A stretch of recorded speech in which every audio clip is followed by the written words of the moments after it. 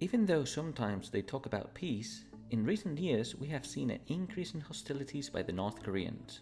Since Kim Jong-un ascended to power, the philosophy of his father and grandfather to put military needs first to safeguard his power in the country has increased to the point of being able to launch a nuclear attack, not only against South Korea and Japan, but also against the United States.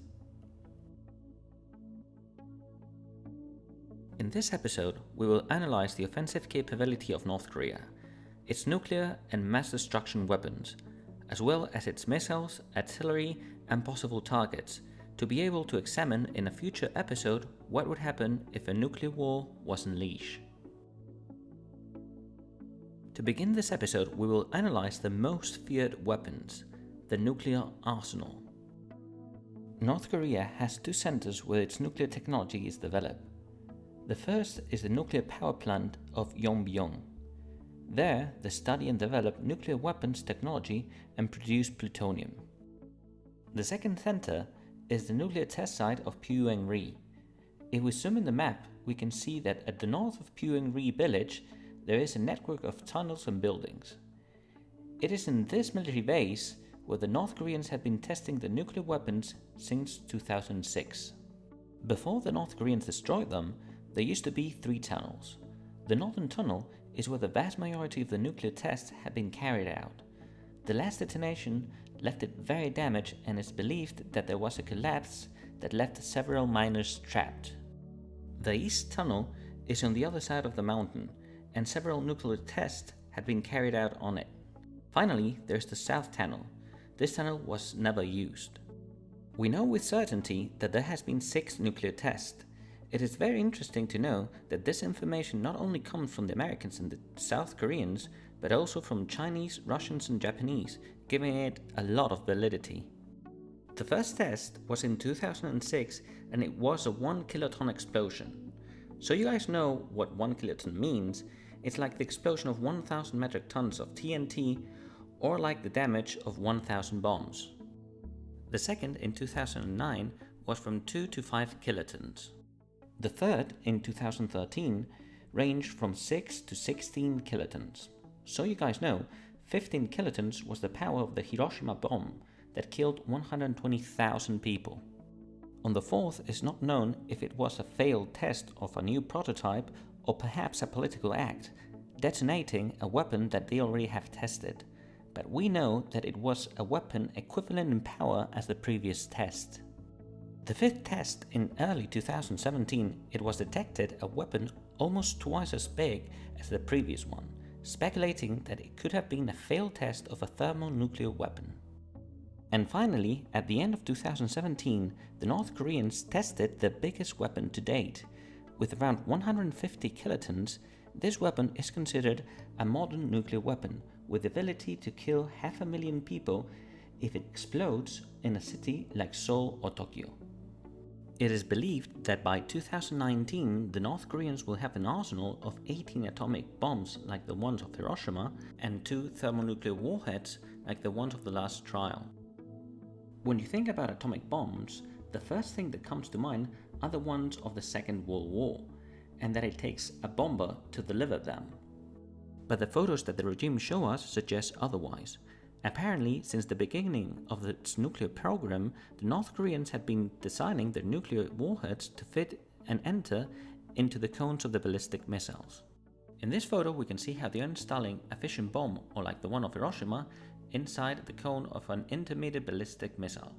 And in the next photo, you can see a fusion or thermonuclear bomb prepared to enter the cone of an intercontinental ballistic missile. The nuclear warheads would be installed this way. Finally, and to fully analyze its offensive threat, we know that North Korea has the 3rd biggest arsenal of chemical weapons, speculating that they have between 2,500 and 5,000 metric tons.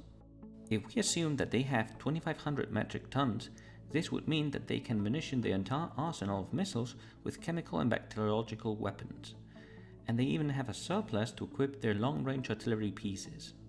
If on the contrary we assume the highest figure of 5,000 metric tons, this would mean that they can arm all the missiles as well as all the artillery pieces. Or, in other words, 1 in every 5 artillery shots would have a chemical warhead. Now we will talk about their missiles, how many they have, and their possible objectives. North Korea has been experimenting with ballistic missiles since 1980. If we look at this graph, we can see that Kim Il-sung, grandfather of the current leader, made 15 missile tests in 10 years. Kim Jong-il made 16 missile tests in 17 years. And finally, Kim Jong-un in 7 years has carried out 43 missile tests. My personal opinion is that the grandfather and father of Kim Jong-un did the test as a test, but also as a measure of international pressure, while Kim Jong-un is looking for a real deterrent to avoid any external threat. But how good are North Korean missiles? Are they really as bad as they make us believe? It is very easy to know the type and range of the missile if we see the number of wheels in the launch vehicle. 3 to 5 wheels means that the missile they carry is short range, or that it would only reach Korea and Japan. 6 wheels imply that their reach is medium to intermediate, or that they can reach the American bases in the Pacific. Finally, more than 6 wheels suggests that it is an intercontinental ballistic missile. You will remember the image that I showed you before about the thermonuclear bomb. Well, you can see it here that they have already installed it into the missile. To summarize, there are 3 ranges of missiles, so there's 3 theaters of operations. The peninsula of Korea, Japan, and the US military bases in the Pacific, and the west coast of the United States. The Korean peninsula is very mountainous, especially in the north. You can see in the map the positions of the North Korean missiles as well as the main Korean and American military bases. To reach them, the North Koreans have an arsenal of 1,000 missiles and 300 launch vehicles. These missiles are Russian design from the 70s, so they are very well tested and have high reliability. If we go to the Japanese theater, the Americans have 4 main military bases. The North Koreans could reach them with 300 missiles, although they can only launch 100 missiles at a time. I'll leave here a legend with the arsenal and the distance of the missiles in case you want to stop the video and have a look. Next, we have the intermediate range of missiles.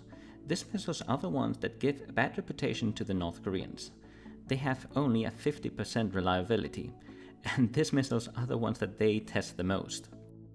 Despite of this, the North Koreans have 50 launches with 50 missiles. There is only one American base in the range of these missiles, so there are 2 theories. The first one says that this missile is for export, as they have sold it to Iran, and that its manufacture is purely commercial. The second theory is that the North Koreans are not very fond of the only American base in range. This is the island of Guam. If we have a look at the island of Guam, to the south there's an arsenal of weapons from the US Navy, as well as a naval base and a naval command. But if we look towards the north of the island, we can see 2 very interesting objectives. To the left, there's a space and satellite communication base from the Air Force, and to the right, there's a bomber air base. If we zoom into this air base, we can see that the United States Air Force has between 2 and 4 bomber squadrons. These bombers are the threat and the strategic response of the US against any enemy in the area. Both the B-1 Lancer and the B-52 Stratofortress have the ability to launch nuclear weapons, being able to respond in an hour to any action or threat. To finish the section of the missiles, we will talk about the most important of them, the ICBMs or Intercontinental Ballistic Missiles. It's believed that the North Korean regime has 10 ICBMs with the capability to reach the west coast of the United States. All the tests that the North Koreans have done have been successful, without losing a single prototype, so it is expected that these missiles will not fail. There's a curiosity about these missiles. The North Koreans have not launched them long to crash at max range into the Pacific, but they have launched them upwards, implying that these ICBMs can not only attack the US but also South Korea and Japan from a very difficult angle to intercept for the anti-aircraft systems. To put an end to this video, we're going to talk about the ace up the sleeve of the North Koreans, their artillery. We can see in this map the different military bases in South Korea. The first red line shows us the range of a normal North Korean artillery piece, which is estimated in 40 kilometers or 24 miles. For this range, the North Koreans have a total of 12,000 artillery pieces and 2,000 rocket launchers stationed around the border. This artillery sweep would be devastating, but it would be focused on the destruction of military objectives in the border and northern Seoul. Then we have the 60 km or 37 miles range. There are only 2 artillery systems capable of reaching this distance, and as you can see, these 2 types of artillery can hit with impunity any area in the capital as well as reaching the Suwon air base. These systems are the Koksan self-propelled artillery piece, of which they have 500 units, and the rocket launchers M1985 and M1991, of which they have 200 units and 70 km range. Both systems are large caliber weapons and can carry large chemical warheads. It should be noted that the North Koreans know the value of these artillery pieces, and their positions are heavily fortified in the mountains to avoid or soften the impact of the South Korean counter-battery fire. In this photo we can see a fortified artillery position ready to fire against the south. The field artillery is positioned inside the concrete bunkers, so only a direct hit could damage the gun. And to put the icing on the cake, I found an actual photo of the artillery position. It looks like 4 BM-21 Grants are stationed there. And last but not least, we have the furthest range of artillery, 200 kilometers or 127 miles. I know it's incredible, but the North Koreans have a new system called KN-9, which is estimated they have 100 launchers with this impressive range. This artillery could reach practically any base of interest in South Korea. If you look at the map, you can see under the city of Seoul the airbase of Osan. It is home to the US headquarters as well as the Combined Air Defense Center for all South Korea. Also, in the center left of the map, you can see the South Korean Ministry of Defense stationed in Gyeonggi. This system can impact these 2 strategic objectives with impunity and very good precision. It is believed that the rocket has a GPS guide that directs it to target. Here I leave you a diagram with all ranges and all different artillery pieces. If they all shoot at the same time, we could make the case that in the first minute of war, the North Koreans could launch 100,000 artillery shots without anyone being able to do anything about it. The estimated casualties would be about 30,000 assuming that they shoot with high explosive and 500,000 if they shoot chemical warheads. To finish this video, I will talk about the last ace in the sleeve of the North Koreans, their electronic and electromagnetic jamming battalion. 4 times they tested their electronic warfare systems against the South Koreans, and you can see the incredible results. From the border to Seoul, any GPS or telephone or radio communication system would be disabled, adding more chaos to the first attack. As you can see, if this war was unleashed, the number of casualties in the first days would be terrible for the Allies. And the worst thing is that there is no army in the world today that can do anything about it. Or do you think I'm wrong?